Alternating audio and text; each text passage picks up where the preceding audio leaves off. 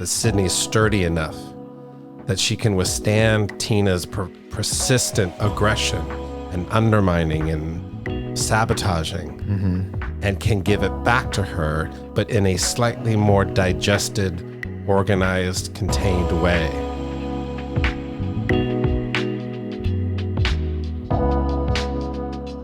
So in this series, we're examining the attachment themes strewn throughout the FX Hulu show, The Bear. We will be discussing in detail each episode as the story unfolds, so that you can watch or rewatch before you listen and then follow along with our discussion. We have seen all the episodes, but we won't discuss any content beyond the episodes we're discussing. So if you haven't seen the show, press pause now, go watch, and hop back on to the podcast. Cha-cha-cha. Hi, Michael. Hey, Michael. We are here. Doing another episode. Yes. We are going to do our ninth episode? I've lost count. Yeah, we can't Doesn't count. matter. Who knows here? But our focus, our topic is, and the namesake of that title, whatever, is the dogs. Nope, it's not it's the just dogs. Yep. Just like the Williams and the Sonoma, the Walmarts, the Google. Or Nordstrom's. So yes, just dogs is dogs. the title. But the drink I made with that, to pair with that, is a salty dog. Cheers. Cheers, Michael. Yeah, it's not going to happen. Oh, we did it. All right, cheers. Didn't clink. But we are going to, instead of kind of bore everyone with the details of the drink, we're going to send them to our show notes where we'll have all the recipes in addition to, then go to our socials where we're going to film the creation of these cocktails. So we're learning as we go what works, what doesn't work. Hopefully this will work. But this drink, it's a nice summary, fruit forward. Yes. Beveragino. It's excellent. All right. This one's a salty dog. This is an easy one. It's when you're tired.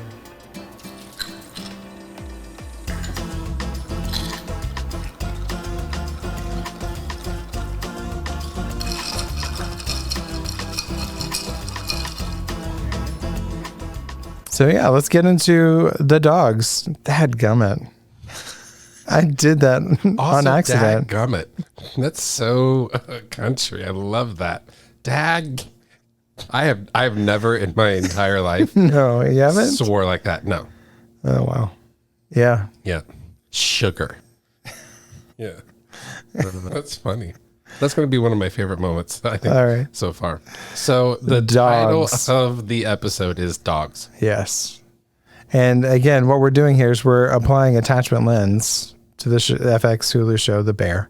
Oh. And that has the bear. Sure. That one. Okay. Did that one right.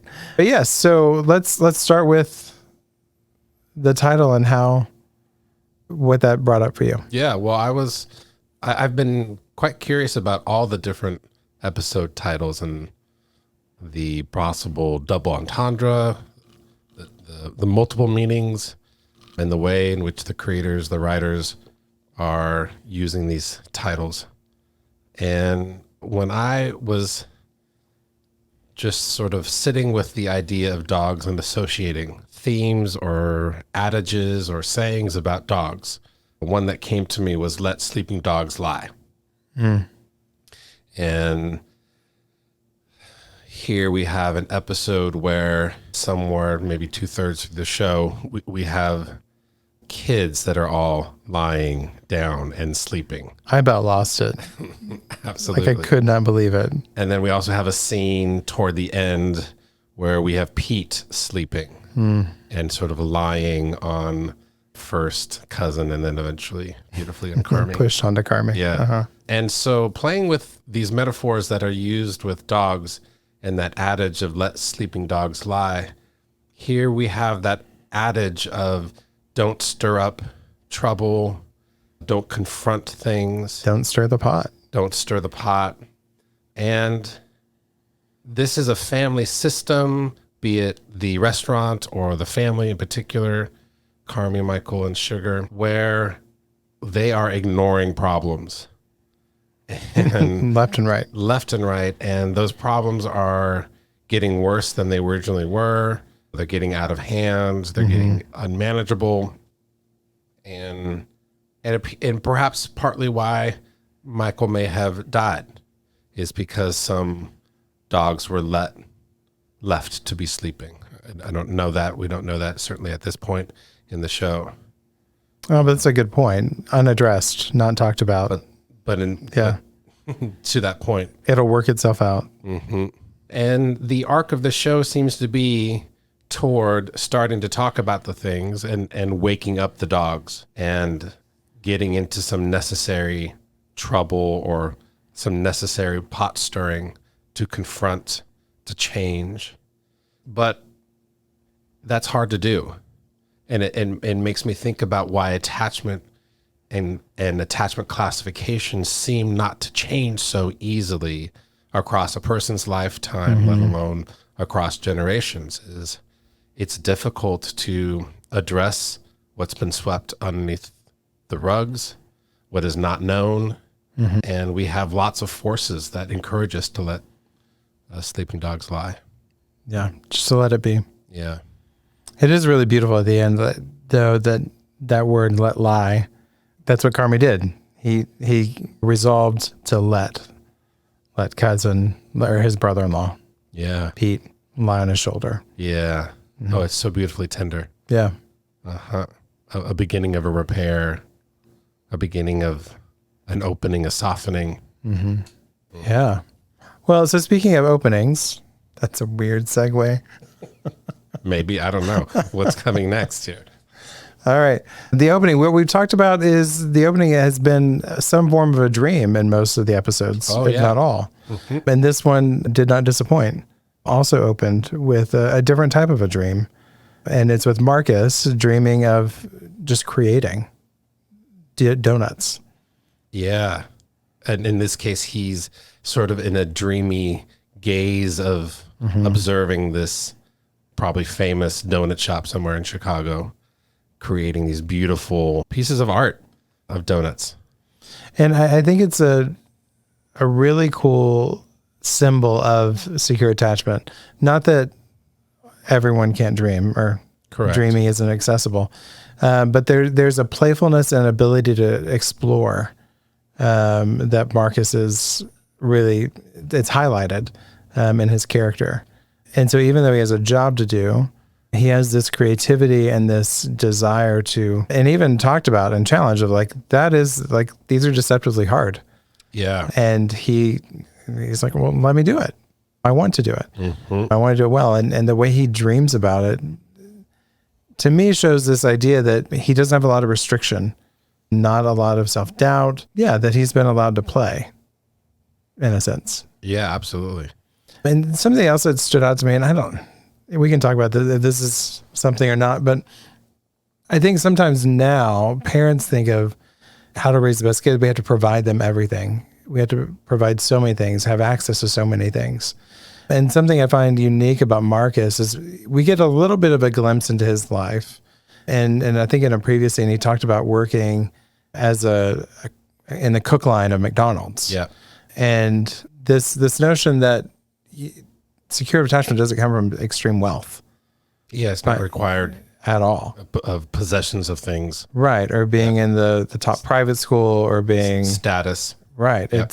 It is a relational dynamic. Yeah. That's established. And so I love the idea that they're showing this character who's worked hard and has been allowed to explore and play. And he still has, I don't know what I'm trying to say there. Well, let me see if this is where some of your line of thinking is that certainly wealth is not a guarantee of security of attachment. And in the same vein, neither is poverty a guarantee of insecurity of attachment. Right. Although we can understand that the demands and the pressure and the kind of insecurity of resources and safety that surround poverty can make a sense of security and healthy attachment difficult. And if your sort of economic opportunities involve being a line cook at McDonald's, where you're probably not being asked to think much and be all that creative. One gets that hint that Marcus probably comes from very meager means, lower SES, educational opportunities, career opportunities rather limited.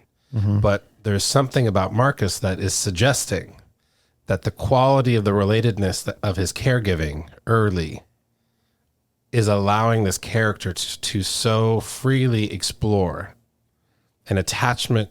The attachment system is about this two-pronged system, one that enables exploration of the 2, 3, 4-year-old into the world, and also provides the safe haven of caregiving to manage the risk that is involved in exploration. It's even shown, it brought back this idea of like the little kid being able to go and play. And one of the markers of the attachment is they will turn around to make sure the secure base still exists. Yes. And then keep playing. And I think that was really modeled well as he was making the cakes in this episode. And he would ask, how is it? And she's like, oh, wow. It's like, good wow? Great wow. It was really good. And then towards the end of the scene, that's how they close, actually, is eating his cake. Yeah. But he has a secure base somewhere. And it keeps being reflected. Yes. He creates it externally by taking Carmi's cookbook and slicing it up and puts it all around him. Yes. Right. So there's something in him that knows seemingly intuitively that I'm going to go play and I'm going to need a safe base to do that. And he just creates this environment and pulls into it, pulling Carmi into it, pulling Sydney into it. He'll pull Ibra into it, and others. It's lovely. Yeah. Yeah. One thing that we came up to is that there's so many examples. Yeah, we could go so many places. So many different directions.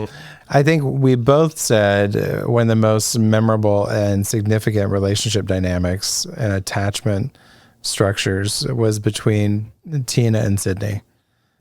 And it's just, it's painful and beautiful to watch all at the same time. Yeah.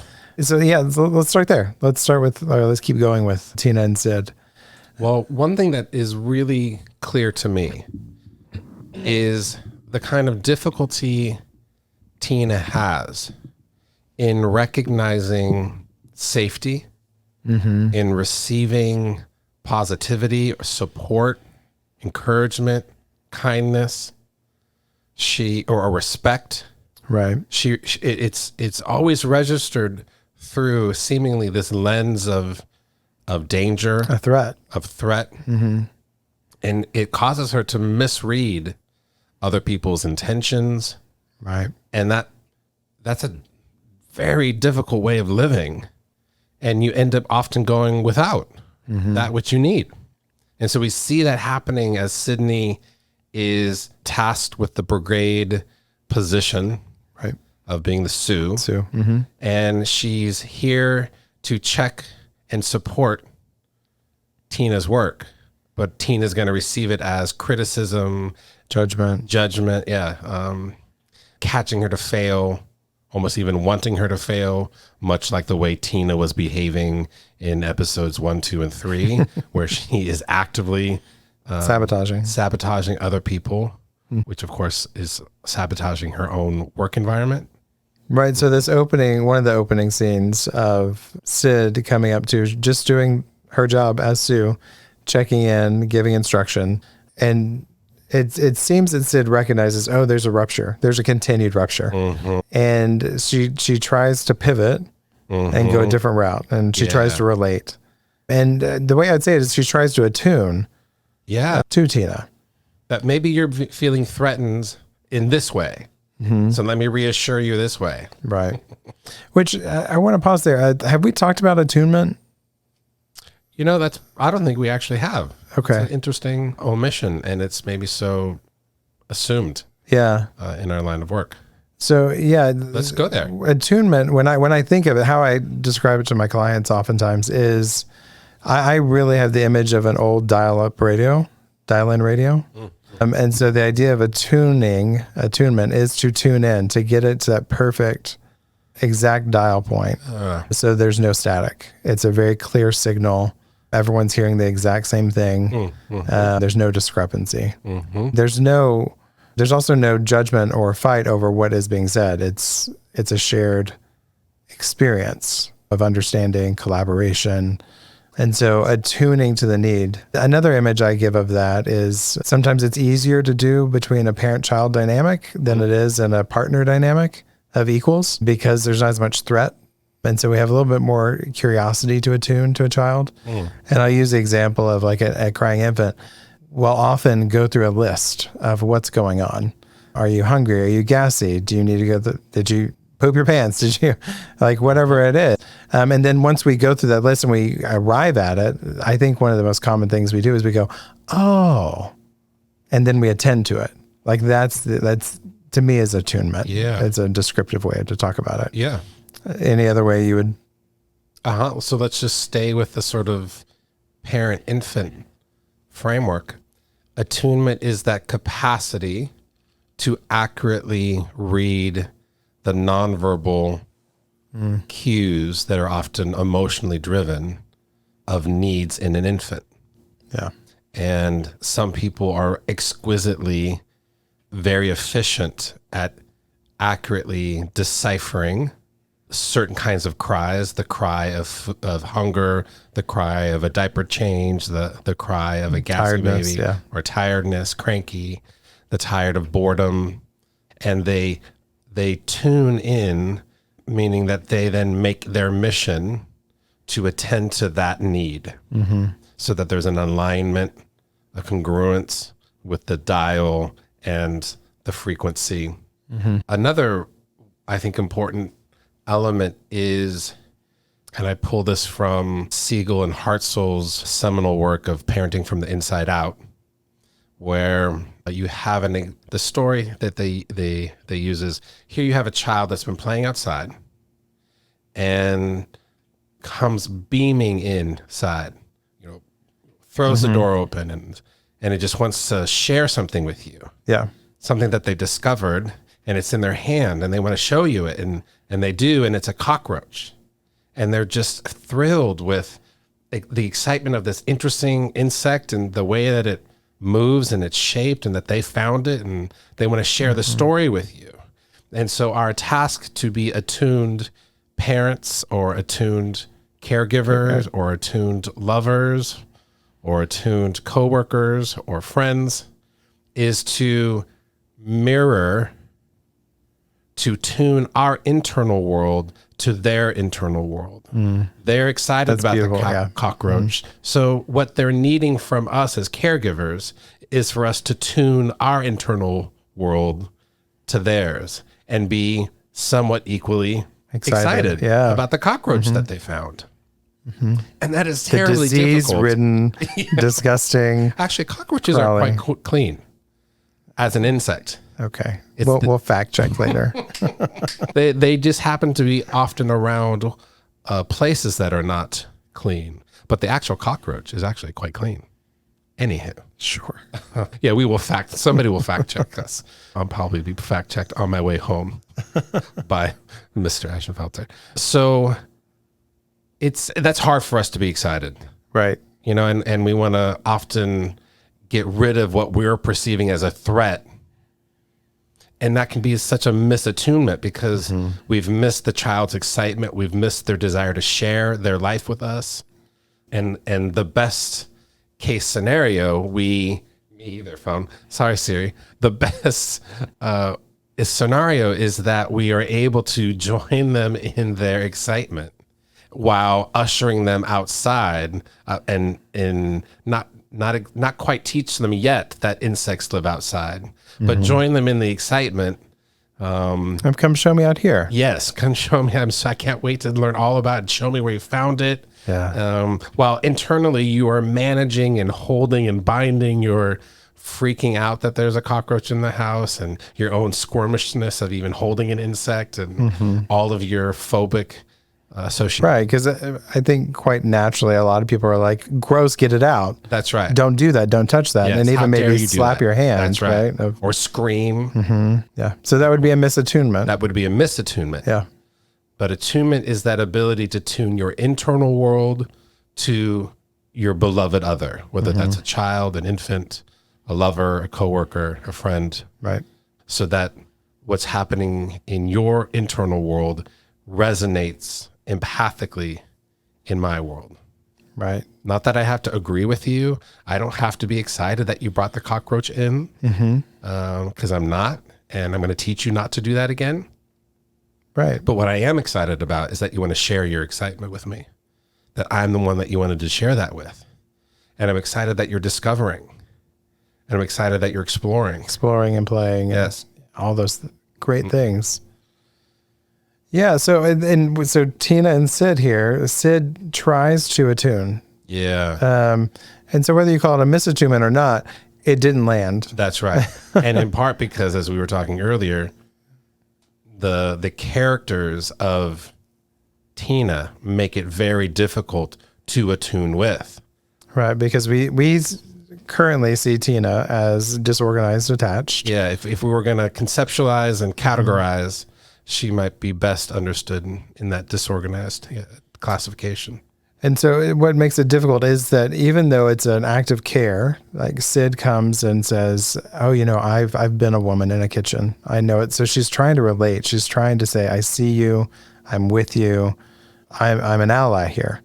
But Tina continues to see it as a threat and rebuts of, oh, you know me? You don't know me? Or maybe even sees it through the lens of, this kitchen can only allow one female.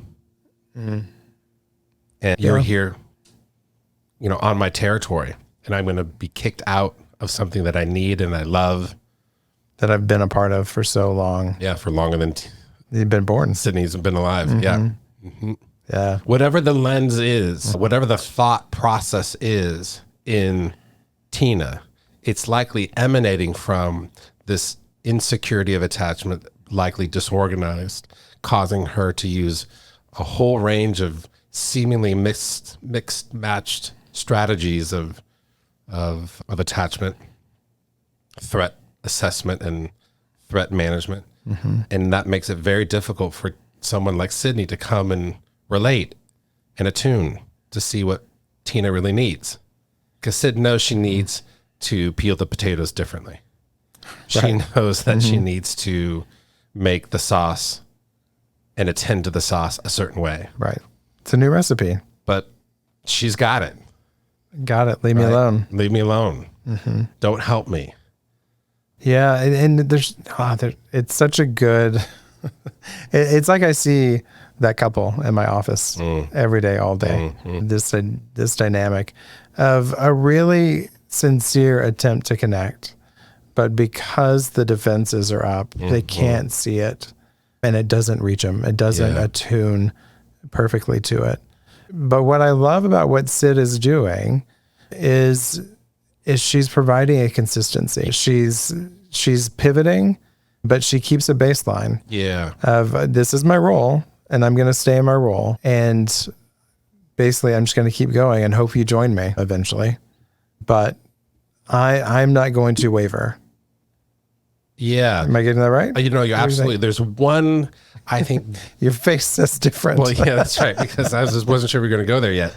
There's one sort of slight exception, but I think it's another way in which Sydney is trying to attune to Tina, which is, Tina wants to get this recipe right. She wants to be a part of the brigade. Yeah, because you can see that she is feeling left out. Yes. That everyone else is jumping on board. And so she's like, in terms of the she blue has uniforms, that internal turmoil yes. of, am I going to be accepted? Do I fight for my own? Yes. Like, how do I exist here? Yes. And fighting it and making sure that I don't exist here, and then wanting it. And yes, it's all over the board. Yeah. So Tina forgets to attend to the cream sauce, right? And it boils over, and so it's burnt, so she dumps it and is quite aggressive to the dish boys, right? The bus boys, right? They're working hard in the back, and they get no respect.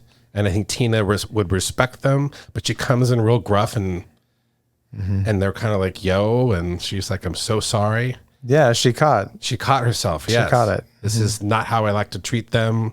This is not how I usually treat them. This isn't how I want to be. That's right. And so she comes back into the kitchen to find the pot of new, the herb that's, I forget what you call that, a bouquet. And she turns and finds Sydney and she's like, why did you do that? Aggressively. That's right. That's right. And and Sydney tunes to the aggression in a way that Sydney doesn't typically. She's usually pretty consistent. And she, I'm going to cuss here. She says, because I don't have time to fuck around. And sometimes repair and attunement does involve aggression. Right. That's safe. That's not dehumanizing, but I am a human being. Yes. Well, I mean, think about it. Like if you call, this is an example I often use. If you call a repair line or a customer service line and you're done, you've had it, you're pissed off, and someone smiley comes on and just casually says, how can I help you? Oh, I understand. That's difficult. No, you don't. You do not understand. That misattunement of me will set me off. Even more off. You're right. And so this attunement isn't all about like sweet attunement. No, or kind and mushy and warm. Right. No, it's like, will you meet me? Can you dial into where I am? Fuck yeah. Yeah. Let's go. And so that's exactly where I think Sid did. Like she tuned into that. Yes. And it brought a sense of a check, but it brought a sense of, it wasn't turmoil. It was the beginning of an exhale is how I would describe it for her, for Tina. I pull on my analytic sort of tradition that Tina learned that Sydney can tolerate aggression and that it doesn't destroy Sydney. Yeah. That Sydney is sturdy enough that she can withstand Tina's persistent aggression and undermining and sabotaging and can give it back to her, but in a slightly more digested, organized, contained way that then registers in Tina, oh, you felt me. You understand me. You understand the rage that is inside me. That even though she just said, hey, I get it. I was a woman in the kitchen. I know how that's this, right, that's right. But even that misattunement there was that's not how Tina needed it. Didn't reach her. Yep. It's just beautiful, a series of throughout the episode. Yeah. I really like the idea of painting this idea of repair is not always, and we said at the beginning, at the very first episode, it's not all rainbows and butterflies. No. It is. Nothing against rainbows, because I really like rainbows. We love rainbows. We love butterflies. We love unicorns. We love all the things. But sometimes it's gritty. Sometimes it's aggressive. Sometimes it's different for each person, wherever we are in that moment. Yeah, that's right. That's right. And we see it take good fruit as the episode continues, where Tina is coming to Sid for approval and gets the very flat but truthful. It's not too flat, but it's certainly not exuberant. Right. It's not this over the top. No, it's not mushy. Oh, not wait, warm. this tasted so good, sweetie. Oh my gosh, that was the best. Yeah. I'm so proud of you. No, it was like, it's good, Chef. And it's melts fine. Her. She walks away. She can't do it interpersonally. Yes, she had so much pride. That's right. So much pride. I love it. Love it. In the best way. I knew it. I knew it. Yes, I have such a soft part in my heart for. I know you get Tina. tearful. I do. I'm right now. What is that? Tina, I love you. All right. It does. I'm not going to stop there because it ends even further where you were also tearful earlier, where they're having family dinner. Again, back to Marcus and his security of attachment and playfulness, and he brings this chocolate cake that he's just having. Yeah, I want some of that right now. Just a wonderland of play and creativity and excellence, and we're all having ice cream and cake, as FAC announces, because we're all friends. We're all friends. That's why we all get cake. And there's Tina off alone, sitting at a two-top by herself at family dinner.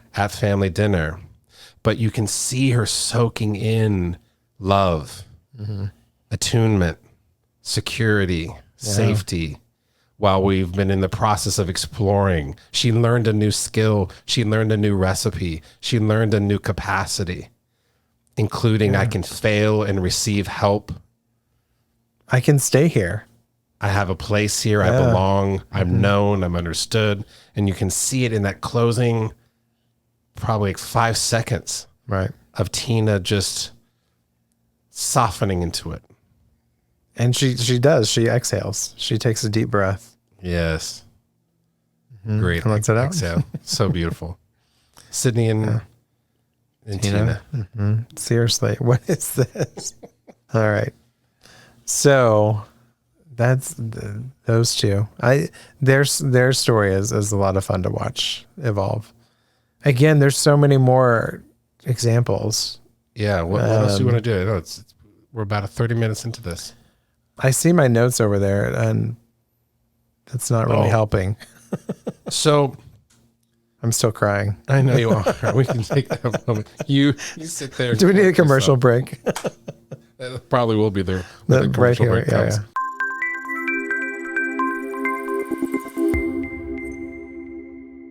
We have the whole context of a party. Oh yeah, where the dogs are being served. That's right. And we are introduced, I think for the first time, Sugar's husband, Pete. Is it? I don't know. Yeah, I don't know if it's the first time, but it's certainly, we're going to get a feel for him. And we get a feel for how hated he is and how cruel and mean all these male characters are. Yeah. And I think whether it's uncle, whether it's cousin, whether it's more benignly, but still Carmy, I think we get a taste as to why. Because Pete seems to be a bit more on the secure, attached domain. That makes me feel good because I relate to Pete the most. Side note. We'll leave that interpretations there.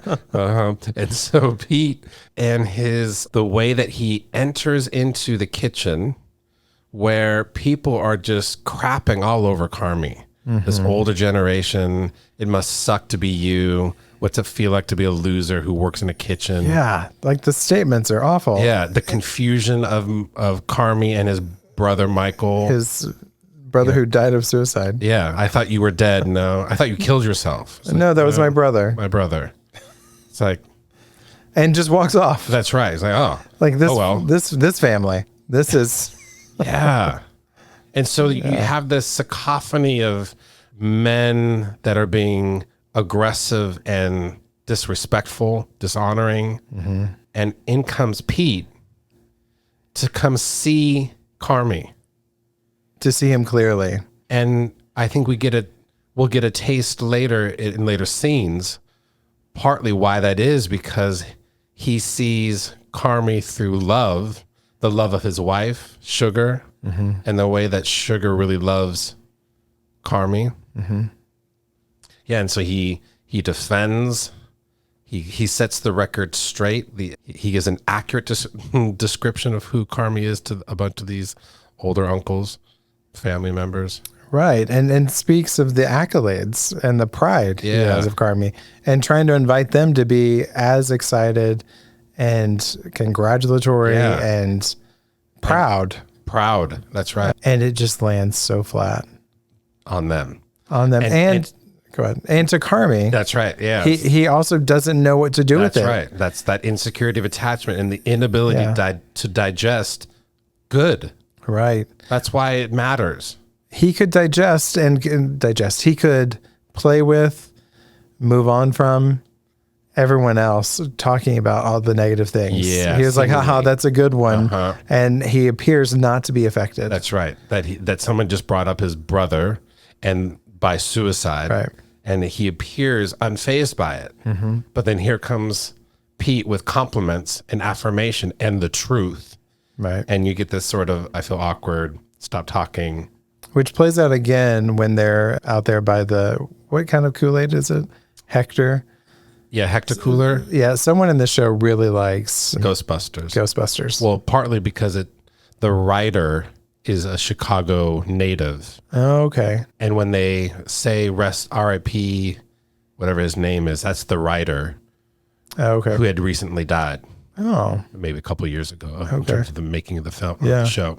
oh, So it's a shout out to Chicago folk. okay. The Hector Cooler is. Yeah. Yeah.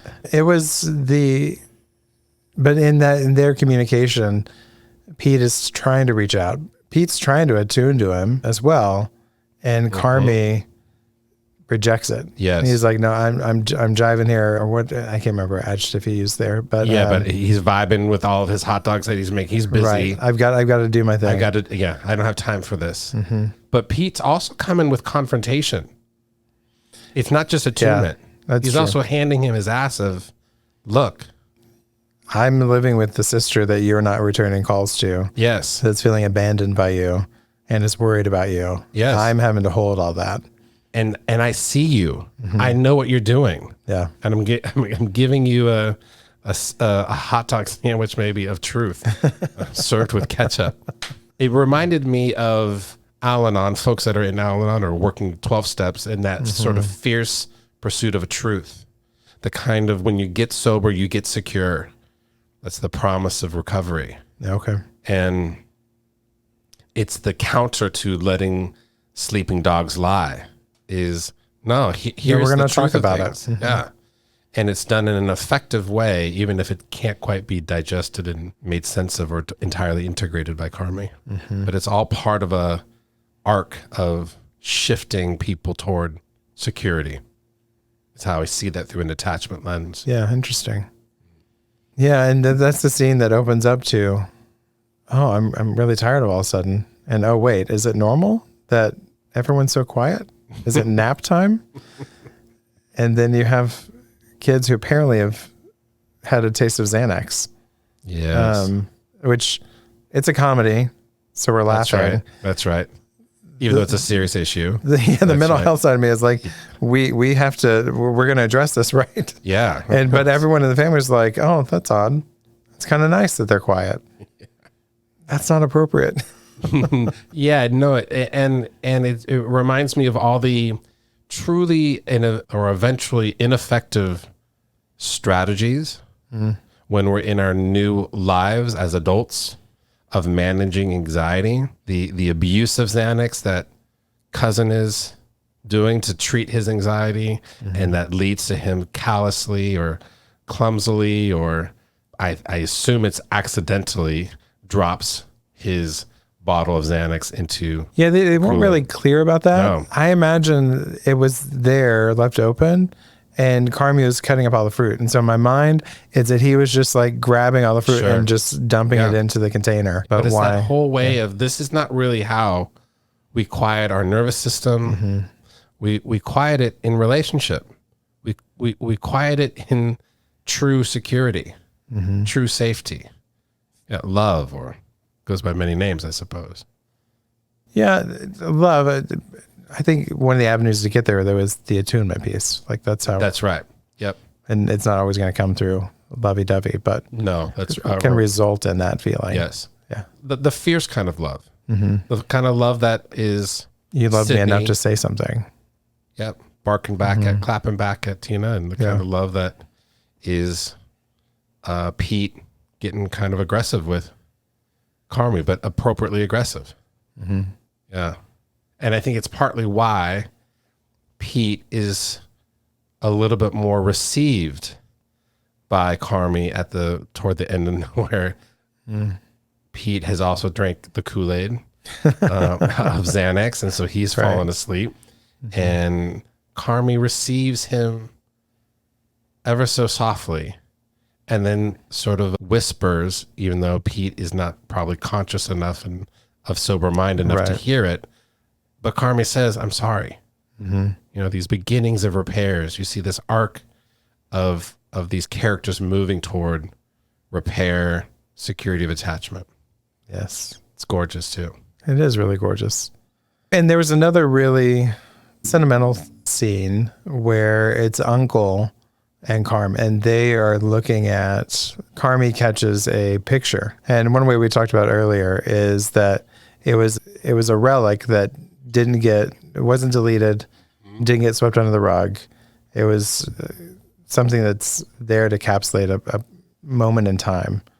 And it's a picture of his father, and Carmi inquires about it. Yeah. And there's something really beautiful about when we have these glimpses of our past and memories that can come up.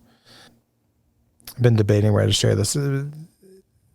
In my office, I'll go back to memories quite a bit. I'll try to. And we have a friend, the friend we went to, Adam, we went to Theology Beer Camp with. He told us about, he's digitizing all the family photos and videos.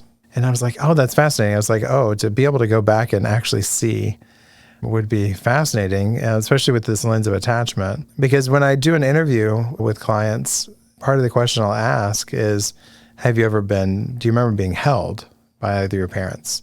And sometimes I get this look of like, why are you asking me that? Like, this is a weird question. But oftentimes, depending on the attachment classification, you and I know, we'll get different answers that are like, okay, this is telling me where your attachment lies. But it's interesting that it's not uncommon, like our friend Adam, that people are getting their videos and seeing them. And so I'm noticing that in my practice that they'll come in and they'll say like, oh yeah, like I saw a video of me the other day. This is how my parents were. But when I ask that question, it's happened at least 4 or 5 times now, where I'll be able to bring back that image of, oh, you told me you watched videos. And so, but you're saying your parents were, oh yeah, I'm sure they held me. I was like, in the video, were you ever held in the video? And this realization goes off of like, no, like we were, like something else was happening. Yeah. I wasn't being held. And it's, so being able to see and have a glimpse into our previous world can be really helpful in understanding how attachment's formed. And again, like this idea of attachment, it's not that it's good, bad, or no, that's not true. What am I trying to say here? Yeah, no. Ideal, optimal, those are the words. Yes. It just happens. Yeah. And in my mind, everyone's surviving. Outside of abuse, we're surviving. And so it's not to say like, oh, like you had the worst parents, they didn't hold you in that moment. It's like there was a moment of misattunement, which led to you developing this strategy of how you get your needs met. But having that glimpse can be a really good and powerful way to understand ourselves. Yeah. I think we all come to whatever moment we're in. We come to it honestly. Oh, absolutely. And there are people who are not good caregivers. They are bad caregivers. Right. Absolutely. Yeah. And they too come to their bad caregiving honestly. When it's informed and rooted in that insecurity of attachment, that came from somewhere. It came from their own childhood. And so whatever part of the puzzle we want to look at, whether you're the parent or the child, we're all coming to it honestly. And it is all our mutual ways of trying to survive the lives and the lots that we've been given. Hence why we have no shame or judgment, while at the same time, we can still call out that was a terribly tragic, hurtful, painful, and abusive at times caregiving moment. While at the same time holding the reality that they had a story too, right? Like they were a child once too. Yeah. Yeah. I had a thought and now it's gone. Were you going somewhere in particular? Oh yeah, the memories. We were going to pictures and memories of. So one way that we assess for attachment through the adult attachment interview is we ask participants to essentially remember their earliest lives. And what you find with folks who are classified as dismissive, you can often find folks that almost have this refusal to remember. They can't remember their earliest childhoods. And pictures are often a really helpful way to jog those memories, Reinvigorate that, right? to illuminate. And sometimes folks will bring in those pictures and still not be able to sort of really reflect on them. That's how entrenched that incapacity to reflect on one's childhood and connect with it. Yeah. And here we have in this brilliant show, the way in which a photograph invites memory and an intimate conversation between Uncle and Carmi. Right. The machismo went away briefly. Absolutely. You even see Uncle get choked up a bit Yes. as he's talking about his brother and this other kid, the random kid in the story. In the dream. Right. Yeah. Yeah. And so then, so then the picture leads to Uncle sharing an intimate internal experience of a dream. I mean, this is just lovely relating with one another. Right. And then, of course, Abruptly ended. because we started feeling our feelings, and particularly the tender ones, Yeah. the intimate ones, the vulnerable ones, the longing of I miss my brother. You might be missing your father, even though we present like we don't. Yeah. Just factual. Who were they? Where were you? Yeah.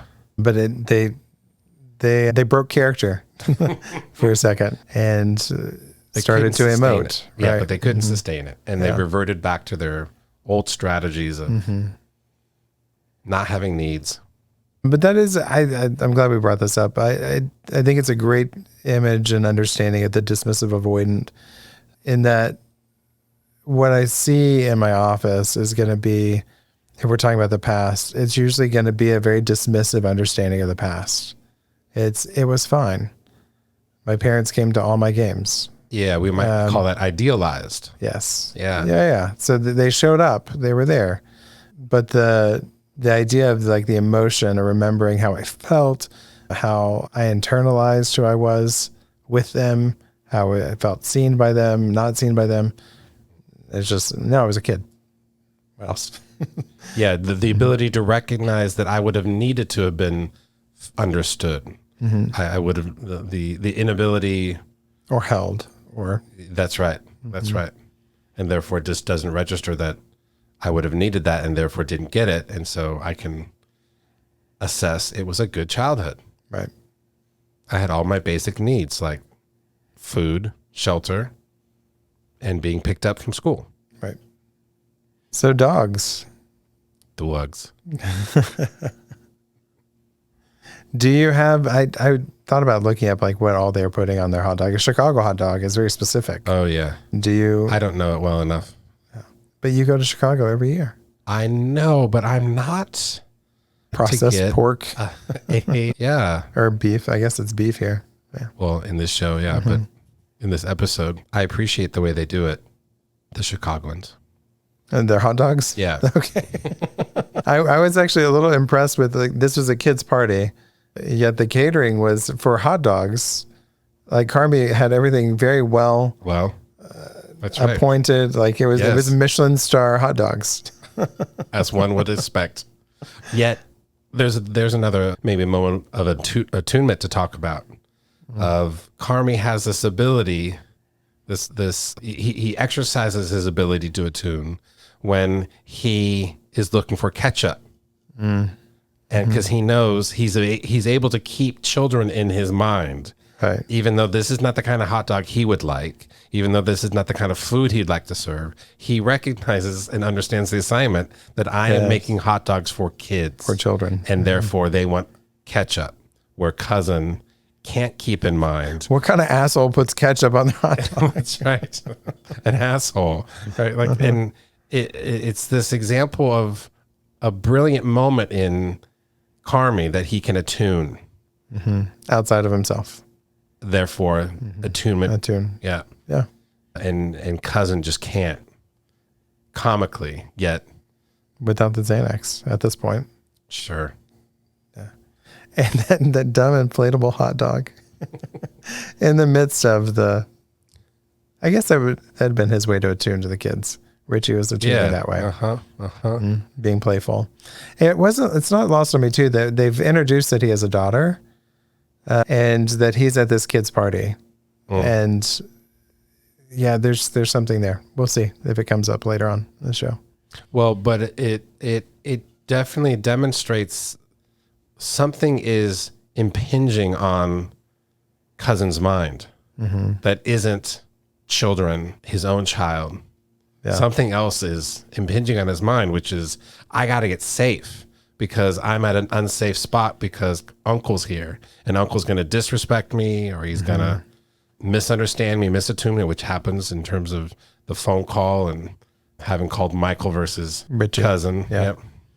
And that whole thing, right? So like cousin can't be attuned to children and their needs because he is in such a state of threat. Right. And if he's going to have a place at the beef, like he sees it as a threat. Whether or not he belongs to this family and the restaurant. Yeah. Yeah. Well, I'm enjoying this. It's a great show. Excited to keep taking a look. I thought you were going to say that you're enjoying talking to me, but that's fine. I always enjoy talking to you. This is not a question. Always. Okay, I feel better. It's a pleasure. We need to figure out a sign off. We don't have one of those. Oh. Do we? Do we need to, or do we have one? Yeah, I know we don't have one. Other than an awkward, I don't know how to end this. Do I shake your hand? Do we fist bump? Or do we just cry? Just cry. Okay. Just cry. Yep. All right. Next episode is episode 5. We have to get you caught up on that one. Yeah. All right. Till then. Bye.